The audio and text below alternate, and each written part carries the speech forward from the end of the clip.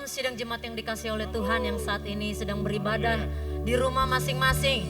Kita percaya Tuhan berhadirat di mana saja. Dan setiap kita yang sedang menyaksikan ibadah melalui online ini, saya percaya sudah mempersiapkan hatinya untuk memuji memuliakan Tuhan. Kami bersyukur Tuhan. Kami percaya Engkau berhadirat di mana saja Tuhan. Engkau Allah yang maha hadir Tuhan. Dan Engkau hadir di setiap jemaat, di setiap mata yang melihat, telinga yang mendengar, dimanapun mereka semua Tuhan. Kami siap memuji mempermuliakan Engkau. Kami siap mengagungkan Engkau. Di dalam nama Tuhan Yesus Kristus, haleluya. Amin.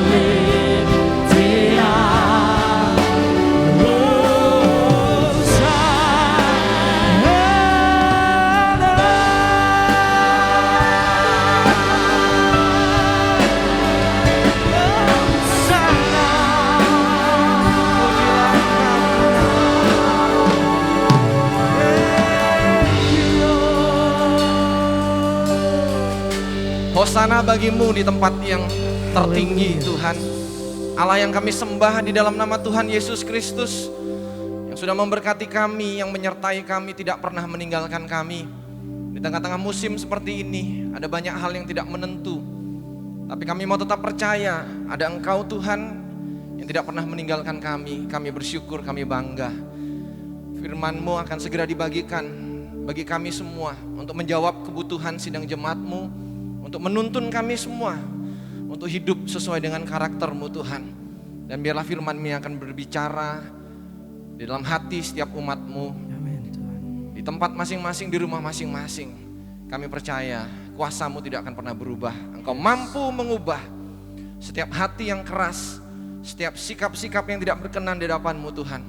Engkau mampu mengubahkan untuk berkenan di hadapan-Mu. Kami siap untuk menikmati firman-Mu Tuhan, di dalam nama Tuhan Yesus Kristus kami berdoa dan mengucap syukur. Haleluya, haleluya. Amin, amin. Puji Tuhan. Shalom bagi Bapak Ibu sidang jemaat yang dikasihi Tuhan, yang sedang beribadah di rumah masing-masing. Di tengah-tengah situasi seperti ini, sesuai dengan anjuran dari pemerintah, maka kita semua kembali beribadah di rumah kita masing-masing.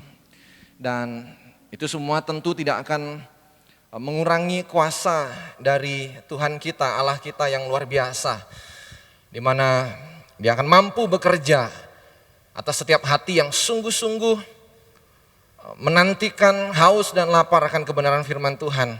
Maka di situ Tuhan akan berbicara dan mengerjakan hal-hal yang luar biasa.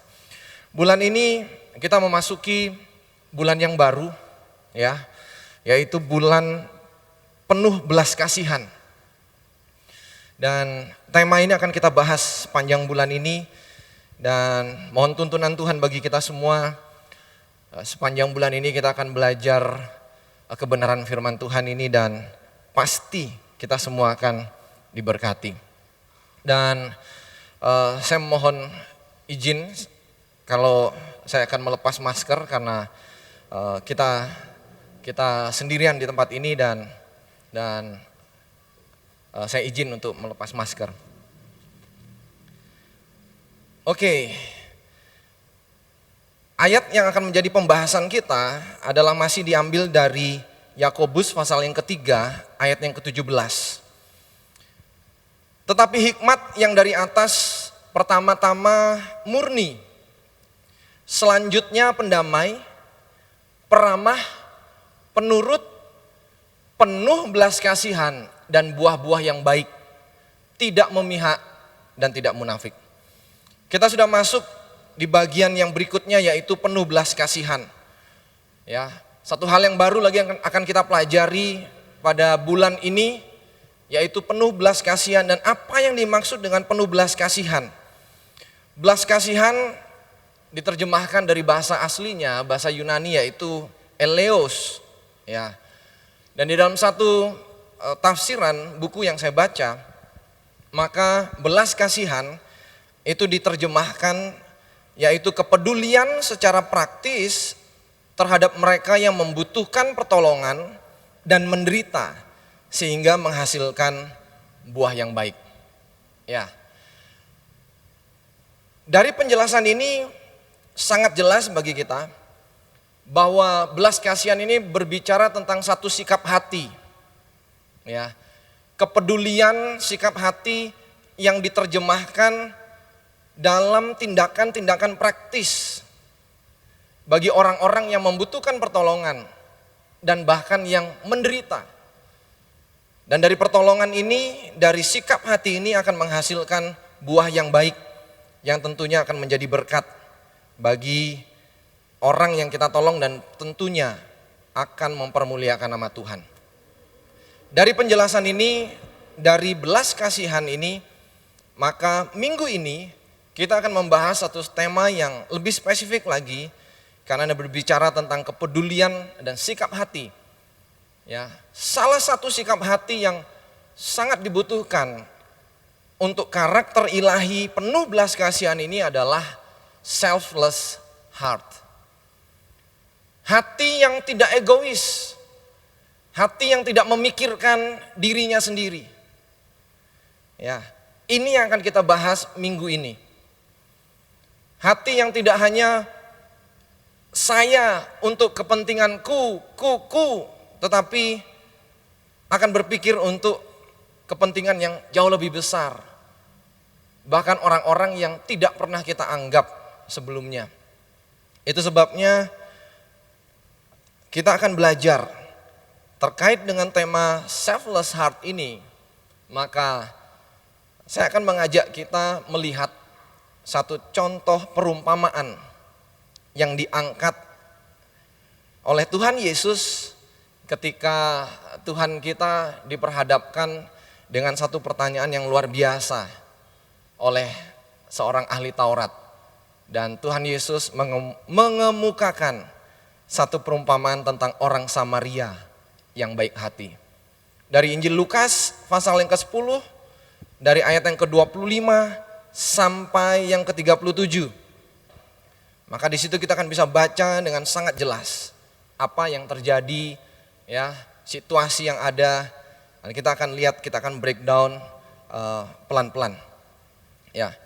Dari perumpamaan tentang orang Samaria yang baik hati ini, Bapak Ibu.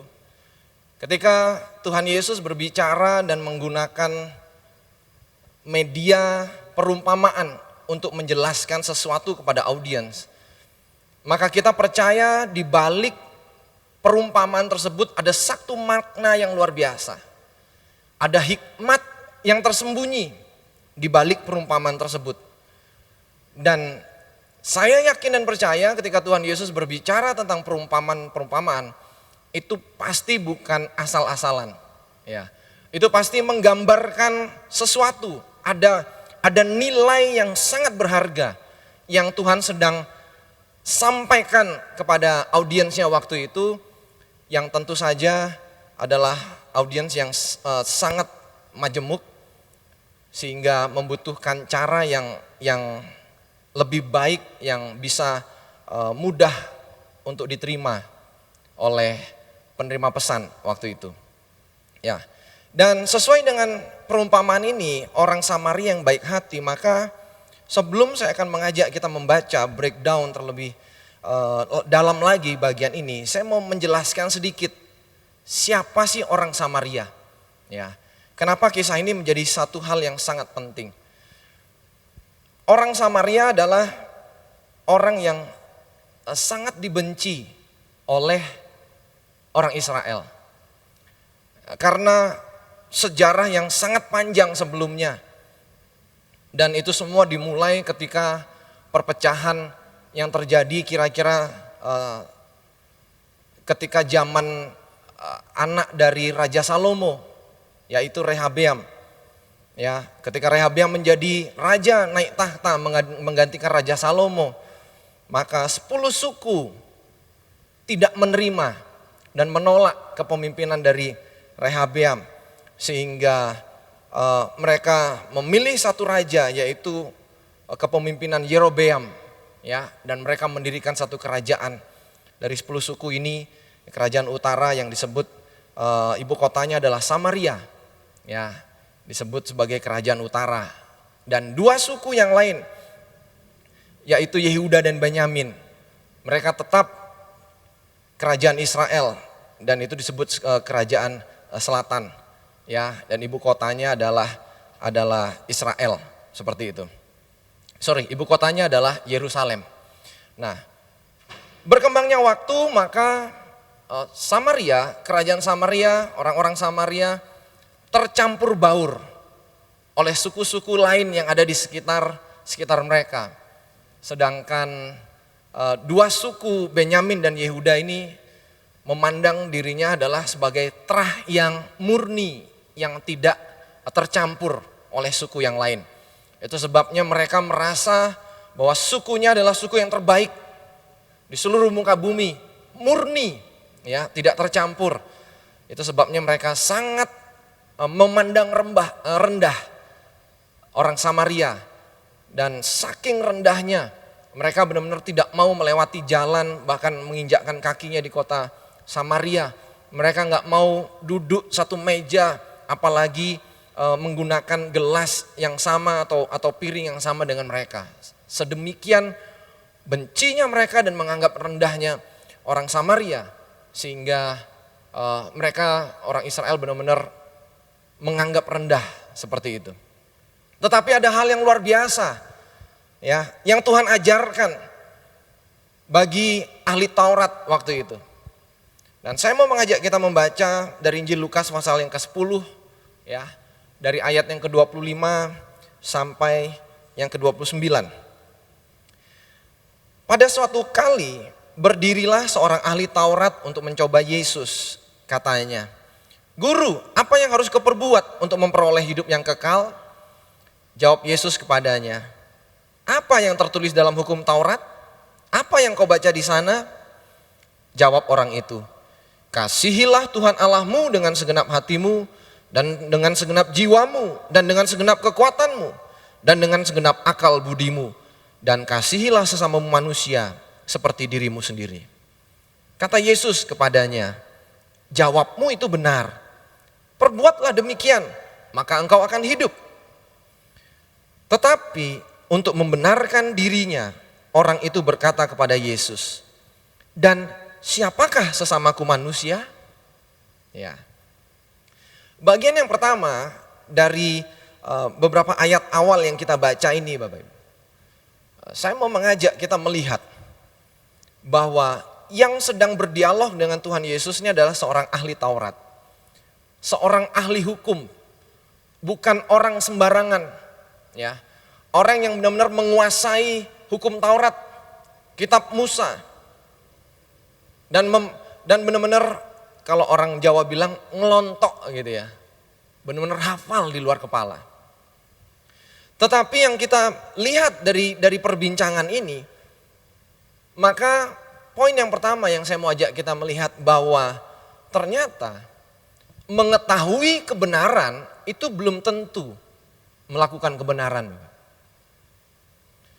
Kita mungkin sering mendengar tentang yang namanya belas kasihan.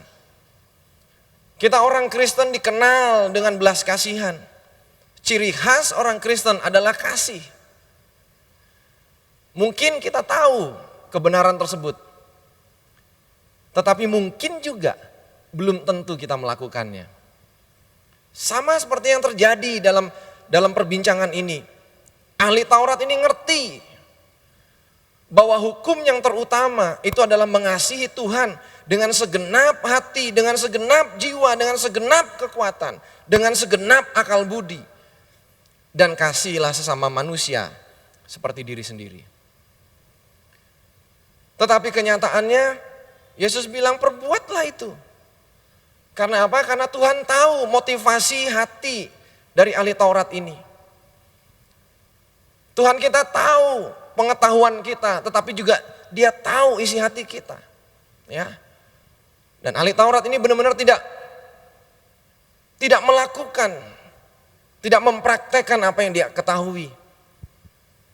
Dan untuk menutupi kesalahannya, maka dia bertanya, siapakah sesamaku manusia? Ya. Dari bagian ini kita bisa melihat dengan jelas bahwa yang Tuhan mau berbicara tentang penuh belas kasihan. Kasih itu benar-benar harus dibuktikan, Bapak. Ya. Kita tahu tentang kasih. Kita ngerti tentang kasih. Tetapi kasih itu adalah kata kerja. Harus dikerjakan. Harus dibuktikan. Harus diwujud nyatakan. Ya. Itu sebabnya Tuhan menjelaskan kepada ahli Taurat ini dengan satu perumpamaan yang luar biasa. Dia tidak mau terjebak di dalam satu pertentangan, keributan, percekcokan. Karena banyak terjadi di sekitar kita. Kita berdebat tentang kebenaran sehingga kita lupa untuk praktek kebenaran tersebut. Dan Tuhan Yesus langsung memberikan satu perumpamaan yang luar biasa, yaitu perumpamaan tentang seorang Samaria yang baik hati. Dari kisah ini, kisah tentang orang Samaria yang baik hati, ini adalah bukan hanya kasih yang dibuktikan, tetapi poin berikutnya yang saya mau ajak kita lihat breakdown lebih dalam lagi, bahwa ini adalah berbicara tentang kasih yang tanpa batas. Selfless heart, hati yang benar-benar tidak mementingkan dirinya sendiri, itu adalah hati yang memiliki kasih tanpa batas. Dan kasih tanpa batas ini ditunjukkan dengan melalui 3 tipe karakter orang yang akan kita pelajari pagi hari ini. Yang pertama adalah kasih tanpa batas yang kita akan pelajari, kita bercermin, kita melihat dari seorang imam yang diambil dari Injil Lukas pasal yang ke-10 ayat ke-30 dan 31. Jawab Yesus, adalah seorang yang turun dari Yerusalem ke Yeriko. Ia jatuh ke tangan penyamun-penyamun yang bukan saja merampoknya habis-habisan, tetapi yang juga memukulnya, dan yang sesudah itu pergi meninggalkannya setengah mati. Kebetulan ada seorang imam turun melalui jalan itu. Ia melihat orang itu, tetapi ia melewatinya dari seberang jalan. Dikisahkan dalam perumpamaan ini, ada seorang yang turun dari Yerusalem ke Yeriko. Ya, jalan yang sepi, jalan yang sangat rawan akan terjadinya begal. Ya. Dan orang yang turun dari Yerusalem ke Yeriko ini adalah orang yang apes, mengalami yang namanya begal. Dan dia dibegal oleh penyamun-penyamun, bahkan merampoknya dan habis-habisan dan memukulnya dan meninggalkannya setengah mati dalam posisi sekarat. Ya. Dan ketika dalam posisi sekarat, datanglah lewat. Kala itu ada seorang imam. Ya, seorang imam. Bapak Ibu sidang jemaat yang dikasihi Tuhan, siapa sih seorang imam ini? Seorang imam ini adalah berbicara tentang status rohani. Seorang imam adalah gambaran seorang pemimpin agama, seorang pendeta di agama Yahudi. Imam yang memimpin jalannya ibadah. Ya. Orang yang dipandang sangat dihormati. Bisa saja waktu itu imam ini ketika dia berjalan sedang menuju ke Yerusalem. Dan dia memang melihat ada orang yang setengah mati karena habis dipukuli dan dirampok. Tetapi dia ingat bahwa kalau aku tolong orang ini, maka tugas tanggung jawabku untuk memimpin ibadah di bait suci, maka itu semua akan berantakan. Karena dalam hukum Taurat akan menjadi najis, apalagi itu seorang imam, untuk menyentuh tangannya, anggota tubuhnya kepada mayat. Bagaimana imam ini akan tahu orang ini hidup atau mati kalau dia tidak menyentuh? Dan kalau ternyata disentuh itu adalah mayat dan dia sudah mati, maka imam ini akan menjadi najis dan dia harus membersihkan dirinya, mentahirkan dirinya, membutuhkan waktu beberapa hari, baru dia bisa memimpin ibadah. Sedangkan ibadah nggak bisa ditunda. Bagi imam ini dia melihat bahwa status rohaninya, tanggung jawabnya sebagai pemimpin rohani untuk memimpin ibadah itu lebih penting daripada orang yang benar-benar membutuhkan belas kasihan. Sehingga imam ini mengambil keputusan, dia meninggalkan orang yang sedang membutuhkan pertolongan tersebut dan bergegas menuju kepada bait Allah karena dia harus memimpin ibadah dan melayani dan mengerjakan tanggung jawabnya. Di sini saya mau mengajak kita melihat bahwa selfless heart, hati yang penuh dengan belas kasihan, kasih yang harus dibuktikan, itu adalah kasih yang tanpa batas. Dari imam ini kita bisa melihat bahwa kalau kita punya hati yang penuh belas kasihan, Maka kasih yang tanpa batas itu adalah kasih yang rela, siap melewati batas status rohani sekalipun. Ya. Tetapi kenyataannya imam ini tidak berani melewati batas itu.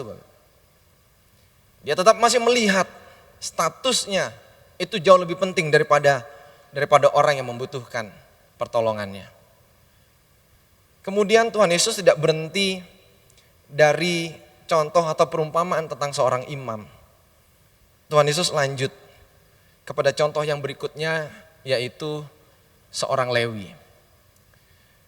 Di ayat yang ke-32, demikian juga seorang Lewi datang ke tempat itu. Ketika ia melihat orang itu, ia melewatinya dari seberang jalan. Ya. Bukan hanya Tuhan Yesus memberikan contoh seorang imam, tapi Tuhan memberikan contoh yang berikutnya adalah seorang Lewi. Ya. Siapa sih seorang Lewi?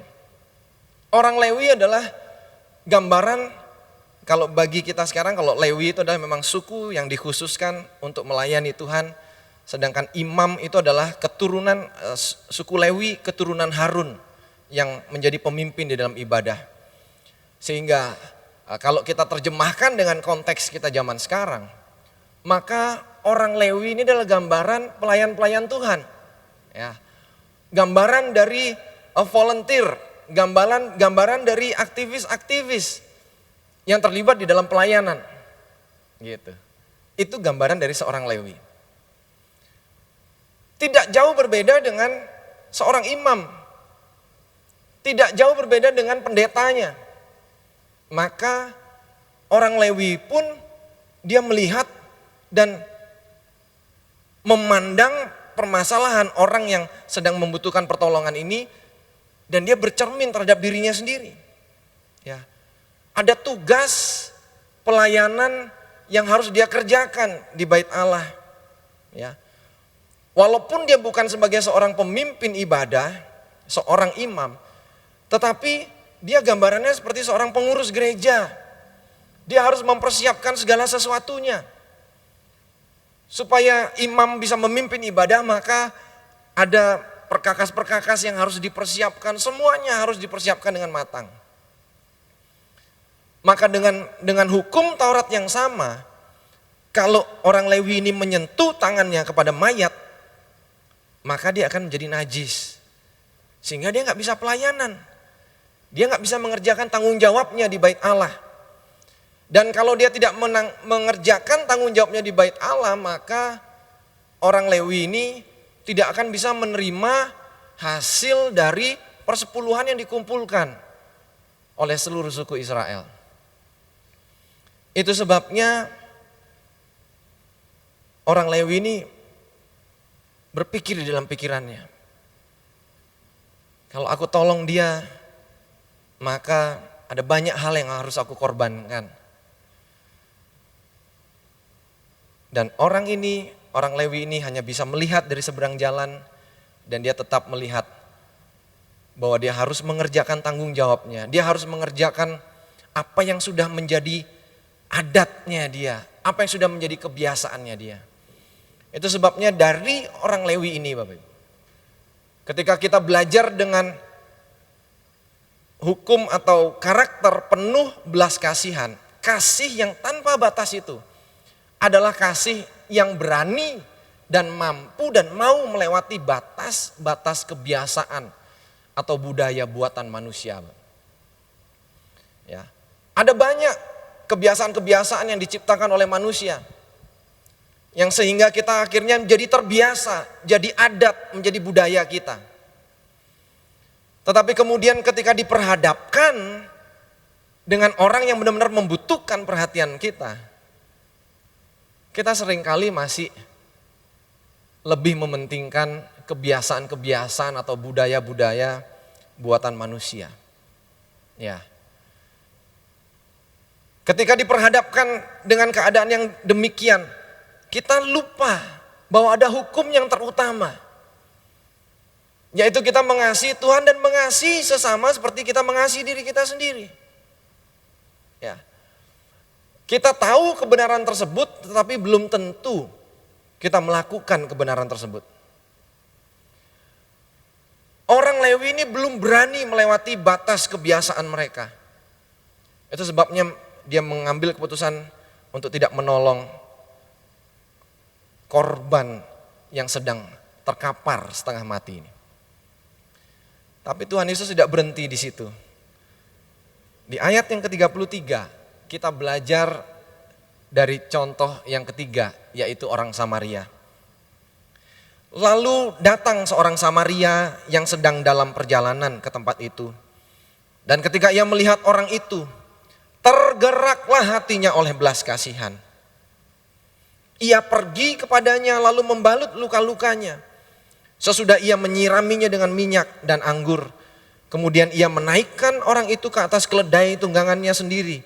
Lalu membawanya ke tempat penginapan dan merawatnya. Berdasarkan beberapa penafsiran Bapak Ibu. Orang yang menjadi korban begal ini, perampokan ini adalah orang Israel. Ya. Sehingga bagi orang Samaria untuk dia menolong orang Israel, ya, itu adalah satu hal yang sangat beresiko. Tetapi tergeraklah hatinya oleh belas kasihan. Maka di sini kita bisa belajar dari orang Samaria ini bahwa hati yang penuh dengan belas kasihan itu adalah hati dengan kasih yang tanpa batas, yang siap dan rela untuk melewati batas resiko dirinya sendiri. Dia tahu resikonya. Bahwa bagi dirinya sendiri, dia akan menghadapi banyak cemoohan, mungkin dia diserang dengan kaumnya sendiri, dengan keluarganya sendiri. Kenapa menolong orang yang membenci kita? Tetapi karena dia tergerak hatinya oleh belas kasihan, dia ambil resiko itu, Bapak. Dia lewati batas itu. Karena apa? Karena belas kasihan yang dari Tuhan. Poin yang ini yang kita pelajari. Ada banyak di antara kita yang seringkali kita nggak berani mengambil resiko. Kita lebih baik main aman. Karena kita pikir sudahlah itu urusan orang lain. Ya. Dan yang kedua adalah orang Samaria ini berani melewati batas dari suku bangsanya, Pak. Yang sudah sangat diwanti-wanti. Suku bangsa yang membenci orang Samaria. Tapi dia berani lewatin itu dan dia ambil resiko itu, Bapak. Itu luar biasa. Berapa banyak di dunia ini kita yang masih punya mindset, kita merasa bahwa suku kita adalah suku yang superior. Suku kita adalah suku yang terbaik, yang paling ini, yang paling itu dan sebagainya. Kemudian kita memandang rendah suku yang lain. Sehingga kita merasa nggak perlu menolong orang yang dari suku yang lain. Tetapi pagi hari ini kita belajar. Belas kasihan yang dari Tuhan itu melampaui batasan-batasan suku-suku bangsa. Karena apa? Karena Tuhan mengasihi semua suku bangsa. Iblis membuat kita sombong, arogan, merasa suku kita sendiri yang paling hebat, yang paling baik, yang paling benar dan sebagainya. Tapi biarlah dengan bagian firman Tuhan ini kita belajar. No, Tuhan mengasihi. Mau kulit kita hitam, mau kulit kita kuning. Ya, mau mata kita belok, mata kita sipit, rambut kita lurus, mau rambut kita keriting. Semuanya dikasihi Tuhan. Ya. Dan semua itu Tuhan ajarkan melalui orang Samaria. Orang yang justru dibenci oleh ahli Taurat ini. Dan tidak hanya berhenti di situ. Ya. Di ayat yang ke-35 ya. Keesokan harinya ia menyerahkan 2 dinar kepada pemilik penginapan itu. Katanya, rawatlah dia dan jika kau belanjakan lebih dari ini, aku akan menggantinya waktu aku kembali. Bukan hanya orang Samaria ini melewati batas yang akan membawa resiko bagi dirinya sendiri. Dia juga melewati batas suku bangsanya. Tetapi dia juga berani melewati batas. Untuk apa Bapak Ibu? Batas kepentingan pribadinya. Dia sama sekali tidak punya kepentingan untuk dirinya sendiri mengambil keuntungan. Justru dia memberi. Bahkan dia katakan pada pemilik penginapan itu, rawatlah dia dan jika kau belanjakan lebih dari ini, aku akan menggantinya waktu aku kembali. Ya, ada banyak di antara kita ketika kita mau menolong orang, kita masih menghitung-hitung untung ruginya buat kita. Tetapi karakter ilahi, hikmat yang dari atas yang kita pelajari bulan ini Bapak Ibu, adalah karakter kasih yang melewati batas keuntungan atau kepentingan pribadi kita sendiri. Bapak. Ya. Dan ini hal yang luar biasa. Tuhan Yesus mengajarkan kepada ahli Taurat ini, ahli hukum, orang yang sangat pintar ini Bapak. Dengan contoh yang sangat menohok. Dan bagi kita pelajari ini untuk menjadi perenungan buat kita. Ya. Bahwa ketika kita diberkati, berkat Tuhan itu bukan untuk diri kita sendiri. Ketika kita diberikan kepandaiankah, kekayaankah, itu bukan hanya untuk kepentingan kita sendiri. Dan karena kasih karunia dari Tuhan Bapak Ibu.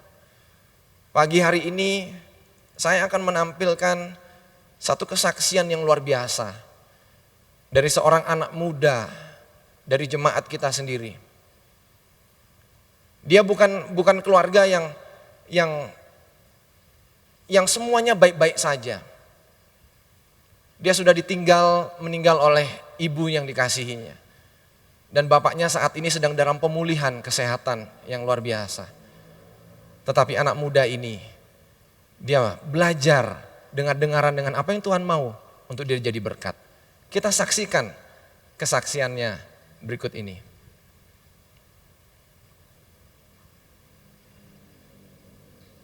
Selama kita hidup di dunia ini, kita semua pasti punya harapan, impian, ataupun ekspektasi yang pengen banget kita wujudin. Tapi masalahnya nggak semua harapan itu bisa terwujud. Takut akan masa depan itu manusiawi. Malam sebelum pengumuman penerimaan universitas jalur SNMPTN, Emma bilang sama Tuhan, Tuhan kalau Emma nggak keterima di ITB, it's okay. Artinya Tuhan tahu yang terbaik buat Emma. Butuh waktu yang lama untuk bisa benar-benar ikhlas bilang doanya, karena kadang tanpa kita sadari, kita bisa bilang, Tuhan aku ikhlas kok, tapi aku gini, aku gitu. Sehingga kita berakhir jadi gak ikhlas. Emma yakin Tuhan adalah Tuhan yang sama yang ngeluarin bangsa Israel dari Mesir. Pergumulan yang Emma hadapi gak ada apa-apanya. Tuhan kasih cobaan demi cobaan, karena Tuhan tahu Emma mampu ngelewatinnya. Akhirnya Emma bilang sambil doa sama Tuhan, Tuhan, namun sekiranya kalau Emma masuk ITB, Emma mau jadi berkat buat banyak orang. Puji Tuhan, keesokan harinya Tuhan dengar doa Emma lulus di ITB. Selang seminggu setelahnya, Emma ketemu sama teman SD Emma lewat sosial media, namanya Maria. Dia pindah ke Jepang dan tinggal di sana sampai hari ini. Gak lama kita mulai chatan. Maria ngeluh kenapa dia gak bisa ranking di mana saat itu dia ingin masuk perguruan tinggi bergengsi di Jepang dan akhirnya nyalahin Tuhan kalau Tuhan gak adil sama dia. Gak tahu kenapa Emma mulai kesaksian, cerita tentang Tuhan di hidup Emma dan kasih tahu ke dia kalau Emma dan juga Maria bisa jadi anak yang berprestasi bukan karena hebatnya kita, tapi karena Tuhan yang hebat. Singkat cerita, Maria nangis dan bilang, Emma tahu gak? Dari dulu aku minta sama Tuhan buat punya teman satu aja yang balikin aku ke Tuhan, dan akhirnya Tuhan jawab doaku. Tuhan kasih Emma di hidupku. Puji Tuhan, setiap minggu kita ibadah online sambil call, dan dia senang banget sampai kadang dia yang ngajakin Emma duluan. Emma terus minta sama Tuhan untuk jadi berkat. Awal bulan Juni kemarin, Emma ketemu sama satu organisasi yaitu Garuda Nusa Foundation dengan salah satu kegiatan mereka yaitu Garuda Nusa Youth Action 2 yang berfokuskan pada pengabdian masyarakat tujuan pembangunan berkelanjutan di desa terpencil. Tes dimulai dari seleksi tulis atau seleksi berkas dari kurang lebih 150 peserta, kemudian dilanjutkan ke tahap wawancara dari 100 peserta. Jujur Emma takut karena peserta lainnya adalah anak-anak mahasiswa semester 4 sampai skripsi akhir dan ada juga yang sudah bekerja di SCTV. Pengalaman Emma belum seberapa, tapi karena Tuhan ada, Tuhan yang sertai, Emma bisa lolos ke tahap 40 finalis uji publik sampai akhirnya Emma lolos menjadi salah satu dari 5 delegasi fully funded Garuda Nusa Youth Action 2 dengan akumulasi nilai awal sampai akhir paling tinggi. Kalau sesuatu itu dari Tuhan untuk kita, pasti akan ada penyediaan Tuhan. Emang gak akan bisa kalau bukan Tuhan yang campur tangan, dan jujur bersyukur banget Tuhan kasih orang-orang yang selalu dukung Emma. Yuk kita sama-sama bawa dampak buat orang lain karena masih banyak di luar sana yang butuh jangkauan tangan kita. Banyak orang yang butuh tempat sampah supaya mereka kembali bersih seperti kata ibu gembala kita. Gak harus dimulai dari hal yang besar. Sewaktu Emma ikut OSIS, banyak teman-teman Emma yang bilang, "Emma, kenapa ya setiap denger lagu pujian tuh selalu inget Emma? Gak tahu kenapa rasanya adem banget." Dari hal-hal kecil mungkin Emma bukan pengkhotbah, ataupun Emma gak punya basic sekolah teologi ya, tapi Emma ngerasain Tuhan pakai Emma. Emma belajar sesungguhnya pelayanan itu ketika kita keluar menjangkau yang membutuhkan. Ikut Tuhan itu bukan makin senang. Ikut Tuhan itu kita dibikin bonyok karena Yesus mau cuman Dia yang kita andalkan. Tuhan tolong kita di saat keterpurukan kita bisa bangga punya Tuhan. Tapi pernah gak terlintas di pikiran kita, Tuhan, Engkau bangga gak sih punya aku? Emma yakin ini bukan sebuah kebetulan. Yuk kita tetap berdoa, kita sama-sama tumbuh dalam komunitas yang membangun, dan jangan pernah murtad sekalipun kamu hancur. Puji Tuhan. Itu kesaksian yang luar biasa dan sekaligus ajakan buat seluruh sidang jemaat. Bagi Bapak Ibu jemaat, saudara-saudari, anak-anak muda semua yang mengikuti ibadah ini secara online. Mari jangan hanya berhenti beribadah secara online. Mari bergabunglah dengan komunitas rohani untuk kita sama-sama bertumbuh, untuk mempraktekkan kasih tanpa batas ini. Untuk kita benar-benar bisa meresapi karakter selfless heart ini. Dan kita tidak bisa berjalan sendiri.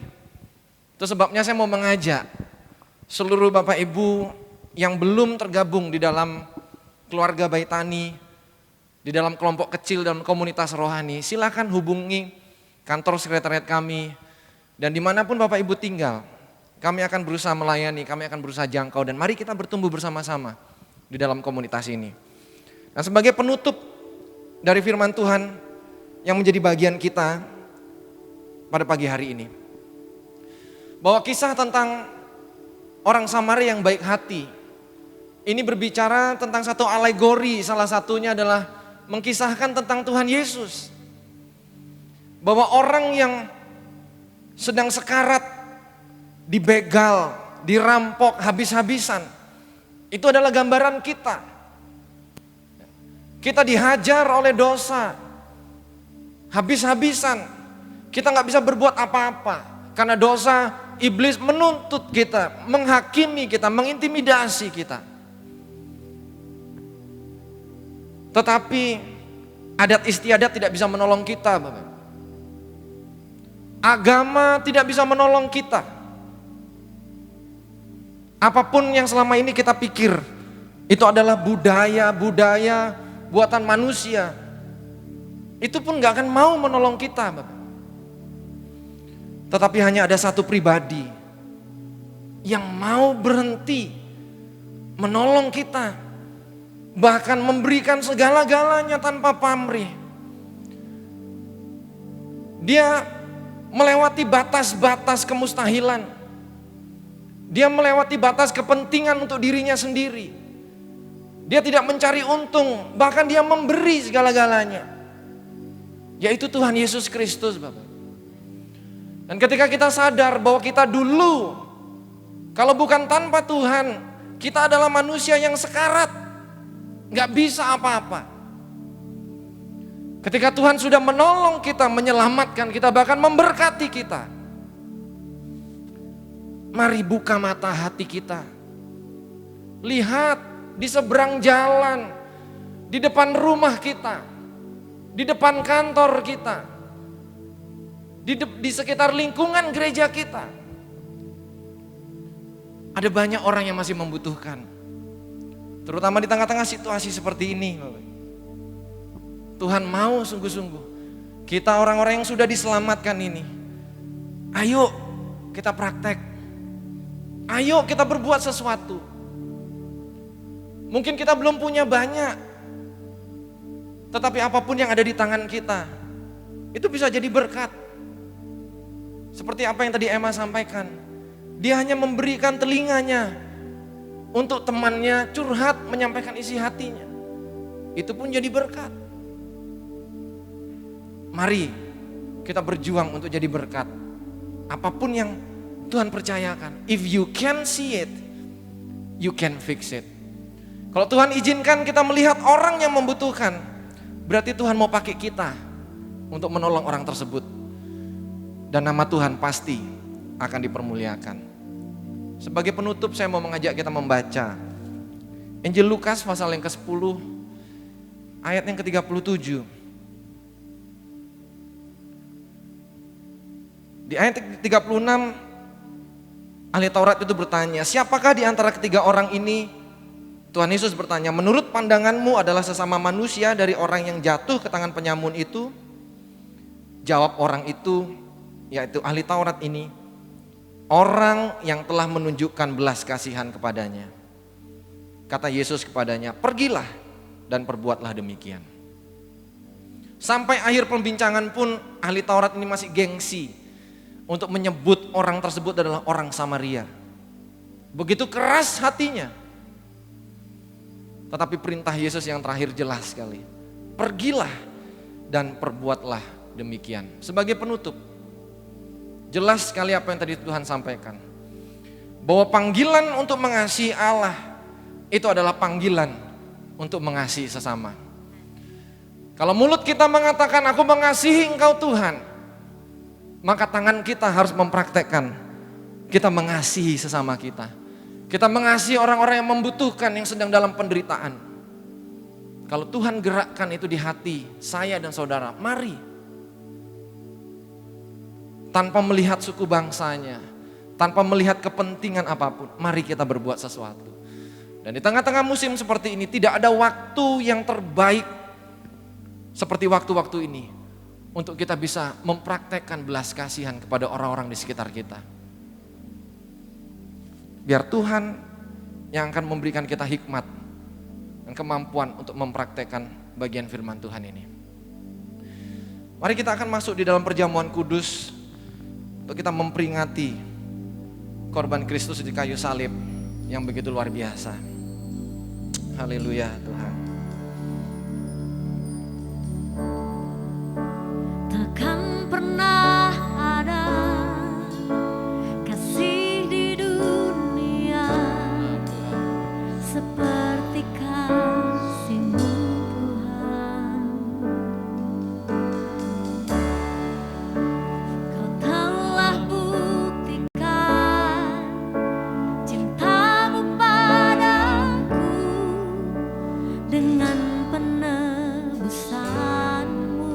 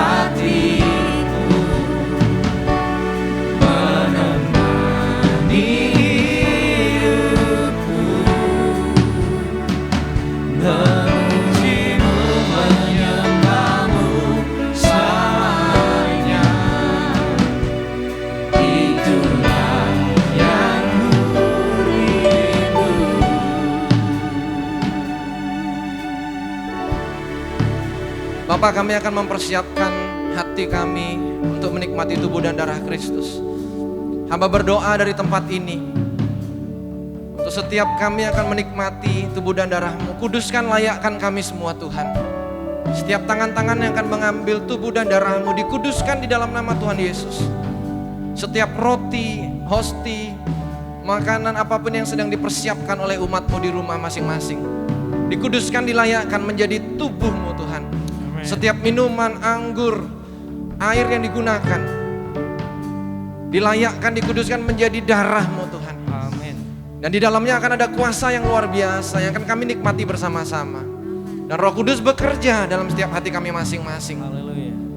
Dan sehingga ketika perjamuan kudus ini akan dilaksanakan, akan ada banyak berkat-berkat yang kami nikmati Tuhan. Lawatan Tuhan dinyatakan. Kami siap menikmati tubuh dan darah-Mu Tuhan. Di dalam nama Tuhan Yesus Kristus kami berdoa. Haleluya Yesus.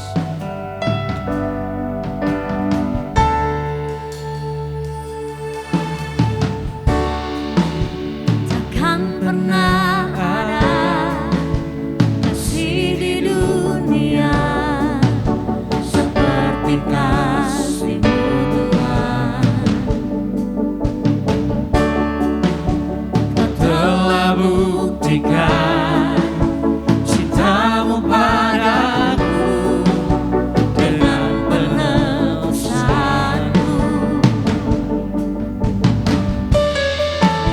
Jauh di lubuk hatiku,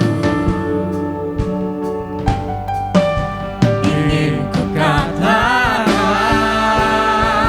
Kau selalu ada dalam hatiku,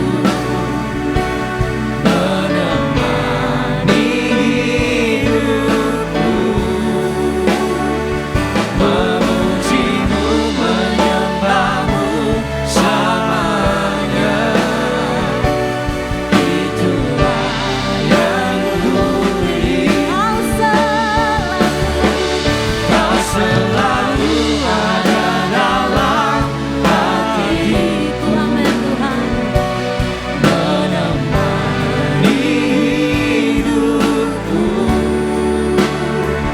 memuji-Mu, menyembah-Mu selamanya.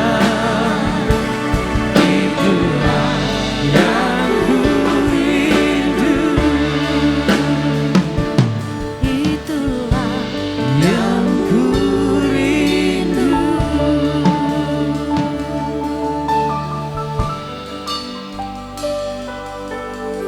Haleluya Yesus.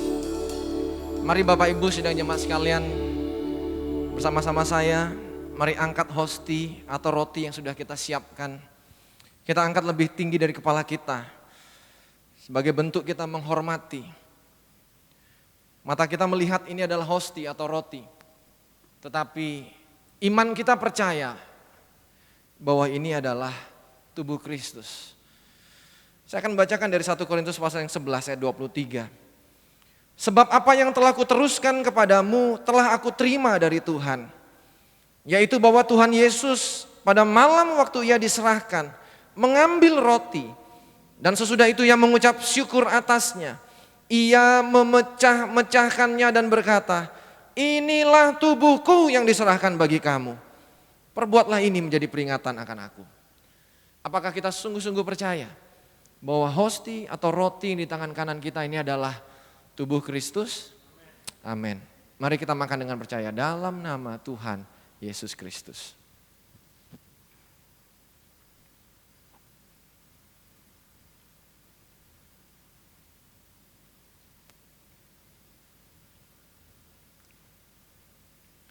Mari pindahkan cawan berkat di tangan kanan kita. Angkat lebih tinggi dari kepala kita. Demikian juga Ia mengambil cawan sesudah makan lalu berkata, cawan ini adalah perjanjian baru yang diteraikan oleh darahku. Perbuatlah ini setiap kali kamu meminumnya menjadi peringatan akan aku.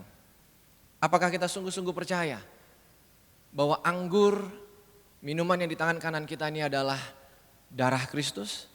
Amin. Mari kita minum dengan percaya dalam nama Tuhan Yesus Kristus.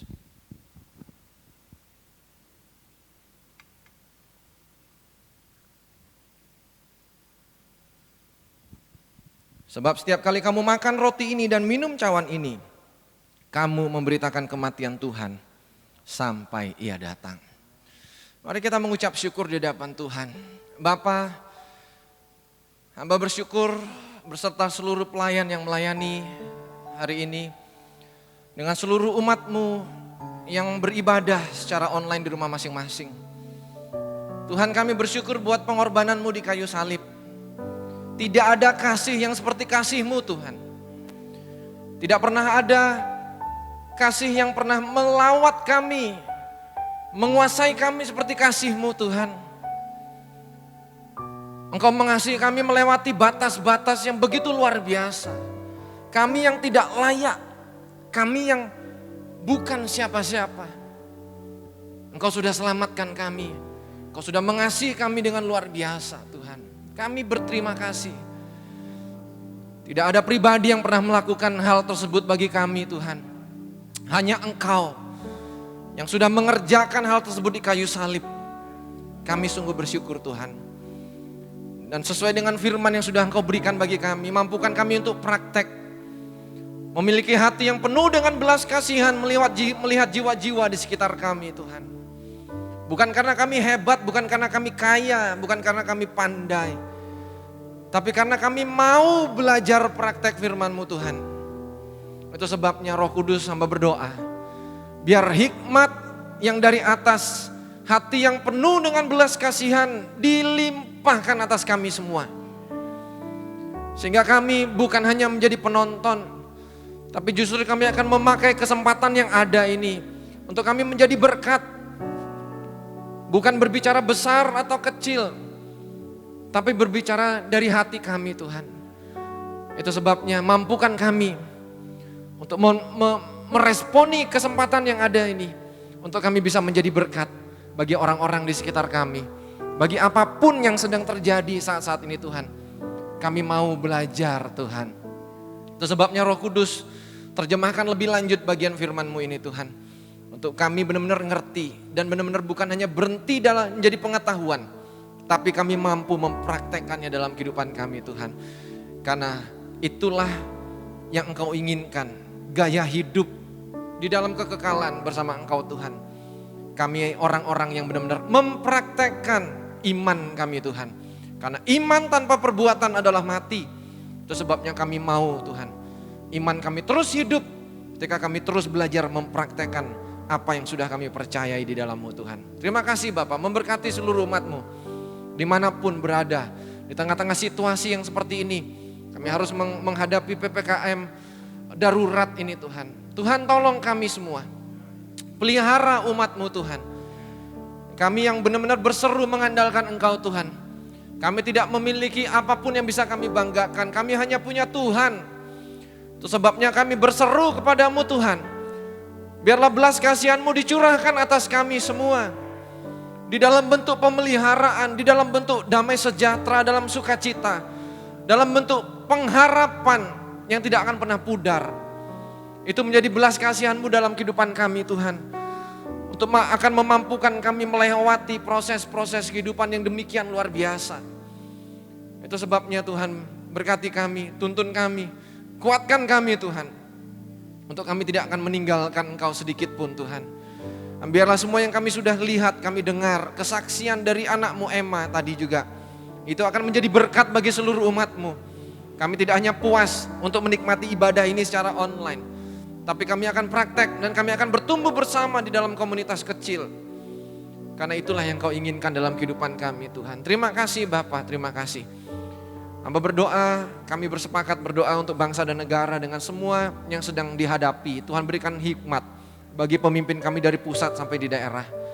Dan kami semua umat-Mu juga dikuasai dengan roh ketaatan untuk belajar taat atas setiap arahan dari pemerintah ini Tuhan. Terima kasih Bapak, memberkati setiap pekerjaan umat-Mu, memberkati setiap nikah rumah tangga, setiap keluarga, setiap anak-anak generasi yang Tuhan percayakan di tengah-tengah sidang jemaat ini. Diberkati juga dengan kesehatan yang dari Tuhan. Tutup bungkus semua kami dengan kuasa darah-Mu Tuhan. Dijauhkan dari segala macam sakit penyakit, disingkirkan di dalam nama Yesus Kristus. Kami mau tetap sehat, tetap kuat untuk melayani Engkau Tuhan. Kami mau jadi berkat Tuhan. Terima kasih Bapak. Berkati para pelayan yang sudah mengambil bagian dalam pelayanan pada pagi hari ini. Tuhan berkati jemaat yang sudah memberikan persembahan-persembahan, perpuluhan dan semuanya. Tuhan balas berlipat kali ganda sesuai dengan janji firman-Mu Tuhan. Dan mampukan kami juga gereja lokal ini untuk mengelola dan benar-benar menjadi berkat untuk kemuliaan nama Tuhan. Terima kasih Bapak, terima kasih. Kami mengucap syukur, kami akhiri seluruh rangkaian ibadah ini dengan penuh sukacita dan biarlah terus segala puji, hormat, syukur kami hanya persembahkan bagi-Mu Tuhan. Dan kami semakin berkurang dan Kristus saja yang semakin bertambah di dalam kehidupan kami. Dan mari Bapak Ibu sekalian dikasih Tuhan, terimalah berkat anugerah kasih sayang dari Allah Bapa, damai sejahtera dari putranya yang tunggal, dan dengan persekutuan Roh Kudusnya memberkati kita semua. Pagi hari ini, esok bahkan seterusnya sampai Maranatha, berkat Allah dilimpahkan sempurna di dalam kehidupan kita. Terimalah berkat dan jadilah berkat. Yang percaya mari sama-sama katakan amin. Selamat hari Minggu, Tuhan Yesus memberkati kita semua. Shalom.